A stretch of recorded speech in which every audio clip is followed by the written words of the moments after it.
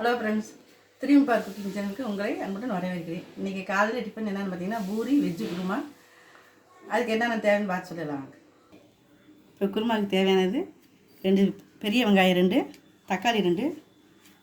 குருமாவுக்கு தேவையானது மசாலா போட்டுன்னா கொஞ்சோண்டு 1 ஸ்பூனு கசாசாவை லைட்டாக வறுத்து தண்ணியில் ஊற வச்சுருக்கேன். குழம்புக்கு தேவையான தேங்காய். இப்போ தேங்காய் இதோட போட்டுருவோம். இப்போ வெஜ்ஜுக்கு குழம்புக்கு தேவையானது 3 காய்கறி, கேரட்டு, பீன்ஸு, உருளைக்கிழங்கு 3 சேர்ந்து 1/2 கிலோ இருக்கும். இதை நறுக்கி 1 விசில் மஞ்சள் பொடி உப்பு போட்டு 1 விசிலில் விட்டு எடுத்து வச்சுருக்கேன். இப்போ தேங்காயும் கசாசாவும் போட்டு அரைச்சிட்டு வந்துடுறேன். அடுப்பில் குக்கர் வச்சாச்சு. இப்போ தட்டி அரைஞ்சிருச்சு. எண்ணெயை ஊற்றி குருமாவுக்கு ரெடி பண்ணி தாளிச்சிடலாம். எண்ணெய் ஊற்றியாச்சு. கொஞ்சோண்டு சோம்பு, கடுகு, ஒரு பிஞ்சு பட்டை பொரியட்டும். இப்போ வெங்காயம்,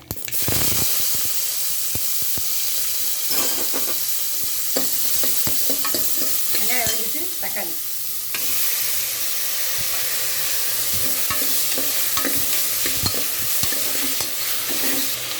ஏற்கனவே காயில் உப்பு போட்டு வேக வச்சுருக்கோம். இப்போ குழம்புக்கு தகுந்த மாதிரி உப்பு போட்டு கல் உப்பு போட்டு வதக்கிடலாம். வதங்கிட்டு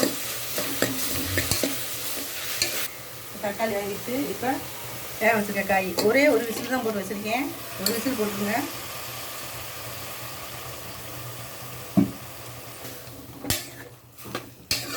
இதுக்கு குழம்புக்கு தேவையான மசாலா பொடி, குழம்பு பொடி காரத்துக்கு தகுந்த மாதிரி போட்டுக்கிங்க. ரொம்ப காரம் போட்டுருவீங்க. போட்டு ஒரு கிண்டிடுவோம். இப்போ அரைச்சி வச்சுருக்க தேங்காய் எல்லாம் ஊற்றி ஒரே 1 விசில், ரொம்ப விடணும், 1 விசில் தான்.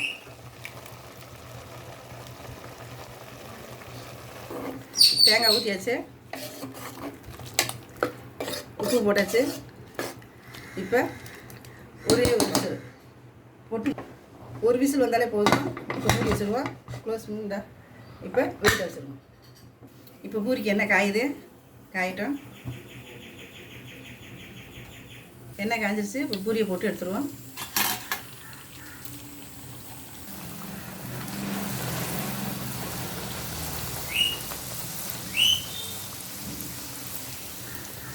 பூரிக்கு கொஞ்சோண்டு ரவை போட்டிருக்கு, லைட்டாக கொஞ்சம் ஜீனி போட்டிருக்கோம், கோதுமை மாவு. இப்போ குருமா ரெடி ஆகிடுச்சு. நீங்கள் ஆஃப் பண்ணிக்கலாம். இப்போ பூரி வந்துருச்சு. நீங்கள் மாவு கோதுமை சப்பாத்திக்கு பேசுகிறப்ப கொஞ்சோண்டு ரவையும் லைட்டாக ஜீனி போட்டிங்கன்னா அப்படியே ஸ்டிப்பாக இருக்கும்.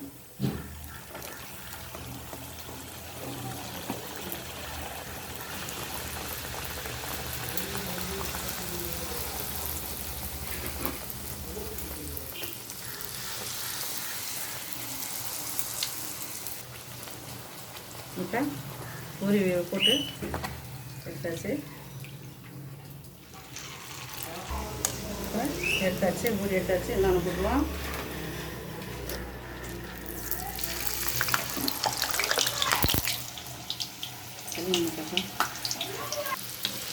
பூரி இப்போ ரெடி ஆயிடுச்சு. குருமாவும் ரெடி ஆயிடுச்சு. இந்த வறுத்துங்க, மல்லித்தலை எடுத்து விட்டுருங்க. இப்போ பூரி குருமா ரெடி ஆயிடுச்சு. நீங்களும் உங்கள் வீட்டில் செஞ்சு சமைச்சு பார்த்து இந்த குருமா வெஜ்ஜு குருமா வச்சு சாப்பிட்டு பாருங்கள். இது சப்பாத்திக்கு எல்லாத்துக்குமே, தோசைக்கு எல்லாத்துக்குமே நல்லாயிருக்கும்.